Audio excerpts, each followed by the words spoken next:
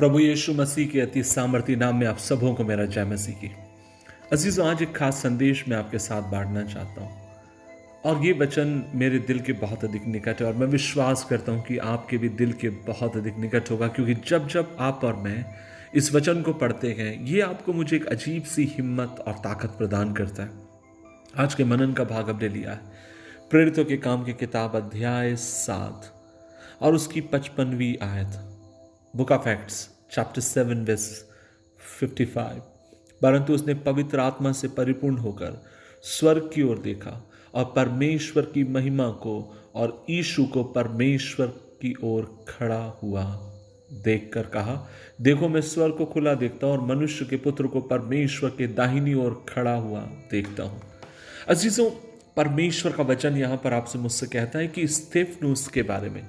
स्तेफनुस एक ऐसा व्यक्ति है जो पवित्र आत्मा से भरा हुआ है, जो अनुग्रह से भरा हुआ है, जो सामर्थ से भरा हुआ। और ना केवल ये है, परमेश्वर का वचन ये भी आपसे मुझसे कहता है कि परमेश्वर इस जवान के द्वारा चिन्ह और चमत्कारों के द्वारा भी परमेश्वर इस व्यक्ति को इस्तेमाल करता है। लेकिन यहां पर आप और मैं देखते हैं कि धार्मिक अगुओं ने, यहूदी अगुओं ने उसको पकड़ लिया और वे स्तेफनुस के ऊपर दांत पीस रहे हैं। उसको पत्थर से वे लोग मारना चाहते हैं और उसका बड़ा कारण यह भी है क्योंकि स्तेफनुस यहां पर मंदिर के विषय में बात करता है और वो कहता है कि परमेश्वर के लिए परमेश्वर हाथ से बनाए हुए मंदिर में निवास नहीं करता।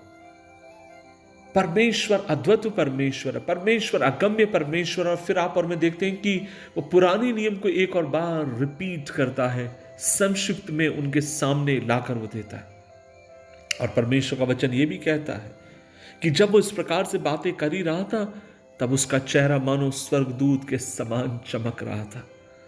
और तब हम देखते हैं जब स्तेफनुस की बातों को सुनकर यहूदी लोग और जो बाकी जो रिलीजियस लीडर्स थे उन्होंने स्तेफनुस को पकड़ लिया और बहुत अधिक क्रोधित हो गए। और आप और मैं ये भी देखते हैं कि उसको मार दिया। कैसे उसको मारा? उसको पत्थरवा देकर, उसको पत्थरवा करके उसको मार दिया गया। और जब उसको पत्थरवा करके मारा जा रहा है, आप और मैं देखते हैं कि स्तेफनुस स्वर्ग की ओर अपनी नजरों को उठाता है। और ना केवल नजरों को उठाता है, वरन वो वहां पर क्या देखता है? परमेश्वर का वचन कहता है लोग दांत पीस रहे हैं, लोग उस पर नफरत भरे हुए शब्दों को कह रहे हैं, लेकिन वह पवित्र आत्मा से परिपूर्ण होकर स्वर्ग की ओर में देखता है परमेश्वर की महिमा और यीशु को परमेश्वर के दाहिने ओर खड़े होते देखता है। हम देखते हैं स्तेफनुस मसीह कलीसिया का सबसे पहला एक शहीद बना। अजीजों, आज भी प्रभु के कारण बहुत सारे लोग शहीद होते हैं। दुख लगता है और आंसू भी आते हैं जब अफगानिस्तान के बारे में अलग अलग संदेश रोज हमें मिलते हैं। हमें नहीं मालूम कितनी उनमें सच्चाई है, लेकिन अगर उनमें सच्चाई है तो ये हमारे लिए बहुत दुख की बात है। कई बार हमें अंदर से गुस्सा भी आता है और कई बार हमें लगता है कि परमेश्वर और कितने समय तेरे लोग सताए जाएंगे। लोगों को जिंदा जला दिया जाता है, मसीह के लिए लोगों को शहीद कर दिया जाता है, मसीह के लिए लोगों की गर्दन तक उतार दी जाती है। और आप और मैं देखते हैं कि मसीह इतिहास ऐसी गवाहियों से भरा हुआ है। और मैं इस तरीके से कल्पना करता हूं, जब स्तेफनुस शहीद किया जा रहा था तब वो क्या कर रहा है? वो किसी को गाली नहीं दे रहा, वो किसी के विरुद्ध में कोई शब्द नहीं कह रहा, लेकिन उसके मुंह से एक शब्द वो कहता है और वो ये है, हे पिता इन्हें क्षमा कर कि ये नहीं जानते क्या कर रहे। और मैं विश्वास करता हूं जैसे स्तेफनुस ने इन शब्दों को कहा, यीशु अपने सिंहासन से खड़ा हो गया। और ना केवल यीशु खड़ा हो गया, वरन इस तरीके से मैं कल्पना करता हूं कि सारे स्वर्गदूत भी अपने पांव के बल खड़े हो गए होंगे और वे स्तेफनुस के लिए ताली बजा रहे होंगे और कह रहे होंगे, वेल डन स्तेफनुस, परमेश्वर तुझसे यही तो चाहता है, क्योंकि तूने बिल्कुल यीशु मसीह के मानित किया जो क्रूस के ऊपर लटका हुआ अपने सताने वालों के लिए प्रार्थना करके कहता है कि हे पिता इन्हें माफ कर, क्योंकि ये नहीं जानते क्या कर रहे हैं।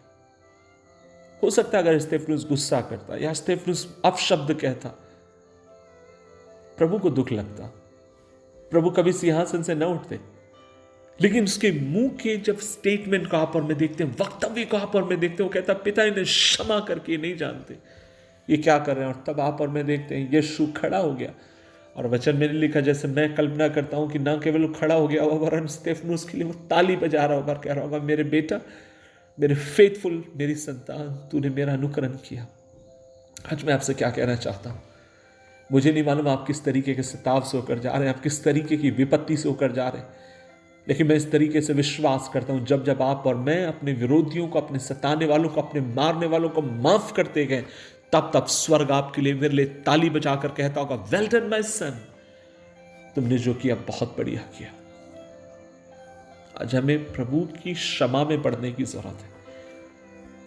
कई बार लोग मेरे से कहते हैं कि भाई मैं क्षमा नहीं कर पाता हूं, और मैं कहता हूं कि एक क्षमा पाया हुआ व्यक्ति ही लोगों को क्षमा कर सकता है।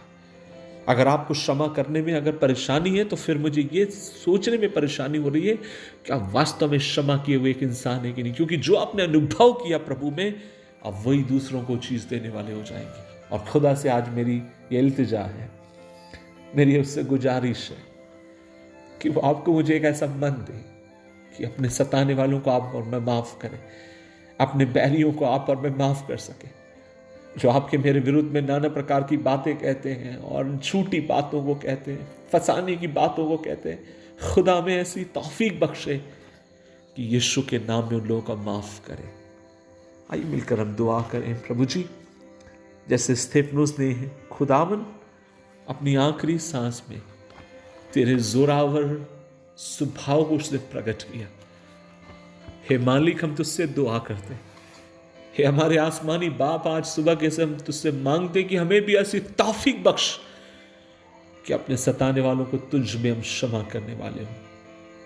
यीशु मसीह के नाम से मांगते हैं, आमीन आमीन आमीन। प्रभु आपके संग रहे। आज का दिन आपका, आपके परिवार का जय का दिन हो। खुदा आपको बरकत दे। जय मसीह की।